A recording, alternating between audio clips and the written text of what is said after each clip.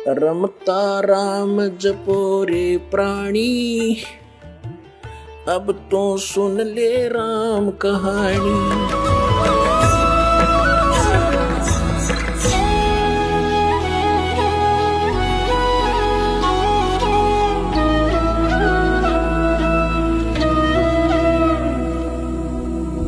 धर्मदास ने एक प्रार्थना की थी, हे परमात्मा, हम हैं तो बाल बुद्धि, हमारी बुद्धि इतना काम नहीं कर सकती जहां मालिक आपकी बुद्धि करेगी। लेकिन हे परमात्मा, आपने मुझे मना कर दिया कि किसी को नहीं बताना, इन जीवों का कल्याण कैसे होगा। हे प्रभु, आप तो दयालु हैं, दया करो मेरे दाता। तब उन्हें कहा था, धर्मदास हम फिर आएंगे। जैसे उन्होंने क्या कहा था कि 12 पंथ काल चला होगा और उन नकली पंथों और भी अनेक पंथ चला होगा, इसने कहा था मेरे तय। एक समय जब परमात्मा प्रथम बार आए थे इस काल के लोक में, तपस्या पर मिला था योग, और परमात्मा वहां खड़े थे, जीवों को समझा रहे थे जो तपस्या पर दुख पा रहे थे। उसी समय ये काल आ गया परमात्मा के ऊपर, इसने अपनी मारने के लिए झपट्टा छोड़ा। कबीर परमेश्वर जी अपने पुत्र सहजदास के रूप में विराजमान थे। तो इस काल ने अपना बड़ा भाई सोचा, सहजदास आ गया और इसने मुझे वहां से भगाया था, अब इसको मार दूंगा मैं। उसने सोची थी इसलिए झपट्टा मारा था, लेकिन परमात्मा के सामने उसकी के बसाव थी। अपने आप नीचे गिर गया और नीचे पाताल में पहुंच गया, इतना भयभीत हो गया, डर गया।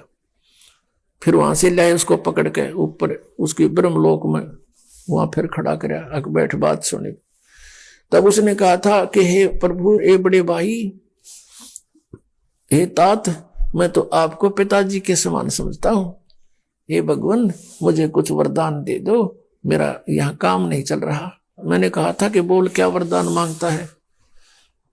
कि ऐसे ऐसे क्या करने आए हो तुम?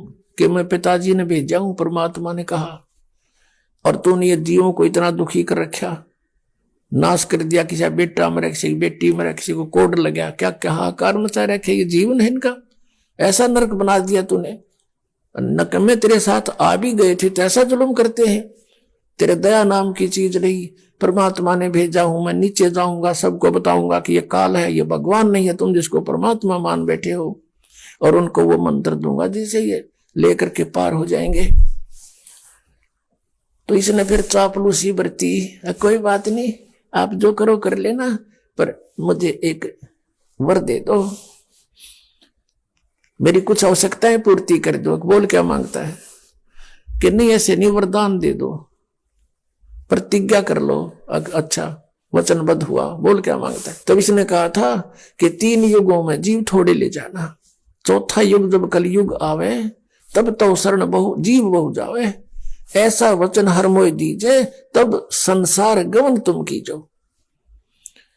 तब इसने कहा था कि भगवान, ऐसा वरदान दे दो मुझे। और फिर ये कहा था कि एक और दया करना मेरे पे, कि जब तुम चौथे युग में आओ तो अपना ज्ञान दे करके, जबरदस्ती ना करना, अपना ज्ञान तुम देना। आपका ज्ञान मान ले तो वो आपका, और हमारे ज्ञान पर आश्रित है हमारा। आपका नाम जपे आपका, हमारा नाम जपे हमारा।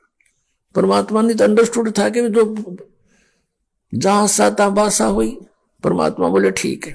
और जब सारे वरदान ले लिए, वचनबद्ध करके, फिर एकदम तेवर बदल गया। ने बोला, जाओ जोग जीत बेसिक संसारा, आ जाना बेसिक जोग जीत संसारा, जीव न माने कहा तुम्हारा। जब तुम कलयुग में आओगे जीवों को चिताने और ले जाने के लिए, तब तक तो इन्हें इतना बिगाड़ दूंगा, या तो भक्ति योग नहीं रहेंगे। जैसे महात्मा बुद्ध कौन थे?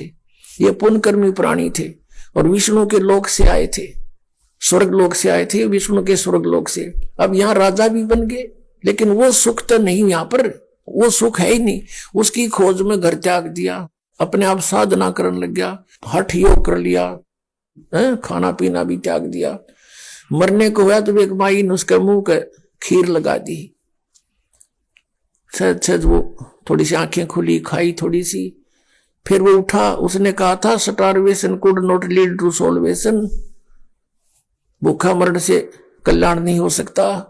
काल यही चाहता था कुछ सिद्धि आगी हट करने से। काल यही चाहता है कि ये नास्तिक हो जाए, गलत शास्त्र विधि त्याग का मनमाना आचरण करते हैं। अब महात्मा बुद्ध ने जो आगे प्रवचन करने शुरू किए हैं, उसके आधार से उसकी वचन में शक्ति, क्योंकि पूर्व जन्म की भक्ति थी उसमें, जैसे ये राधा स्वामी पंथ के शिवदयाल जी और फिर उसके अनुयायी हुए हैं जयमल सिंह जी व्यास में, और फिर सावन सिंह जी के शिष्य हुए हैं खेमामल बलोचिस्तानी सामस्ताना, जिसने सच्चा सौदा सिरसा में अपना डेरा बना दिया। और ऐसे ही वो जय गुरुदेव पंथ बन गया, आगरा से निकला हुआ मथुरा में।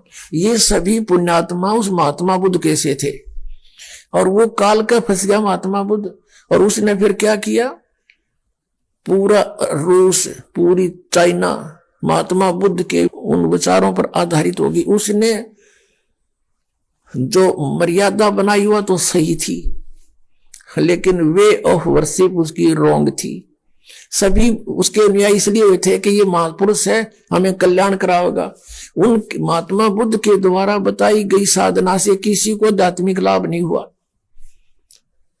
कुछ 1-2 पीढ़ी के बाद सभी नास्तिक हो गए। देख रहे उसका क्या रिजल्ट, पूरा चीन देश नास्तिक है, और नास्तिक देशों का नाश होया करता है, काफी समय तक नहीं बचा करते। अब रूस में देख लो कति नास्तिक, हिंदुस्तान में भी कुछ ऐसे पनप रहे हैं बीज, कहते हैं भगवान है ही नहीं, जीव ही परमात्मा है, ये भी नास्तिक समझो। तो ऐसे ही राधा स्वामी पंथ, धन सतगुरु पंथ, जय गुरुदेव पंथ, ये बाल योगेश्वर पंथ, हंसादेश पंथ, सतपाल का पंथ, और ये आसाराम का पंथ, तेरा सुधांशु जी का पंथ, ये सारे शास्त्र विद्या का मनमाना आचरण है और ये यूजलेस है। ये सभी नास्तिक बना देंगे, ये काल के दूतों का काम कर रहे हैं।